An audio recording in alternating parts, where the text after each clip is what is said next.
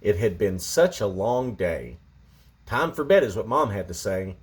But Billy and George said no way.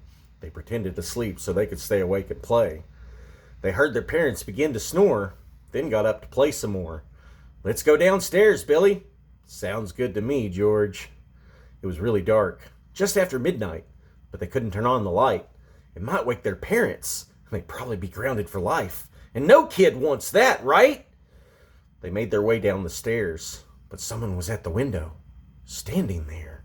He had pale skin. He had black hair. His eyes were yellow. George was scared. He tapped on the window and they both jumped in the air. He was staring at them, with eyes that glowed even with the light so dim. They wanted to go back to bed, but they couldn't look away from him. Dracula was at the window, and he wanted in. They walked across the room, very slow, hesitantly opened the window. They still didn't know. They asked who he was, and he answered like so. "Greetings, sweet little children. I couldn't get your window to open. I'm so very hungry. This may be a sin, but could one of you invite me in?" The boys looked at each other. If they let him in, they'd be killed by their mother. Billy answered for his brother, suggested neighbors' houses, one after another. Dracula's eyes filled with flames and rage denied that for which he came. A hissing whisper his voice became as he asked again, the words exactly the same. Both boys thought this was a little sus. Then suddenly Billy realized what he was, whispered to his brother. George's eyes lit up. "He's a vampire that wants our blood to suck!" What should they do? They beat Satan last week. They could defeat Dracula too. Billy looked at George. "I'm stumped.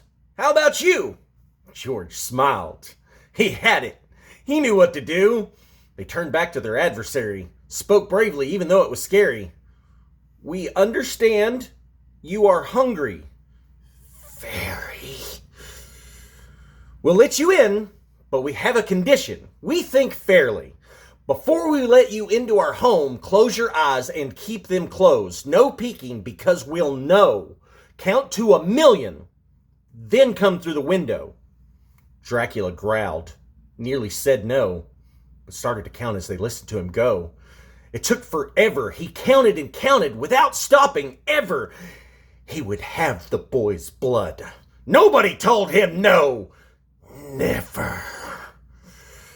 As the clock continued to tick, moving hands with gears and levers, and Dracula kept his promise, told no lies, didn't try to open his eyes, so he didn't notice as the sun began to rise, till he burst into flames and died.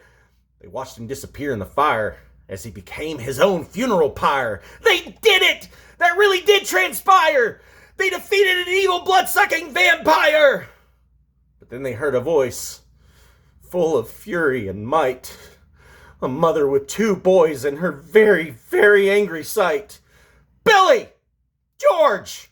Have you boys been up all night? It's 5 a.m, barely first light!" Mom always gets up at 5. A detail they forgot in the vampire fight. "We're sorry, Mom. We just couldn't sleep. We really tried to, but we couldn't stay asleep." "Well, now you're in trouble. Really, really deep. Go to your room and don't you dare make a peep. If you're good, maybe you could come out in a week." The boys didn't argue. That would just compound it. There was no way around it.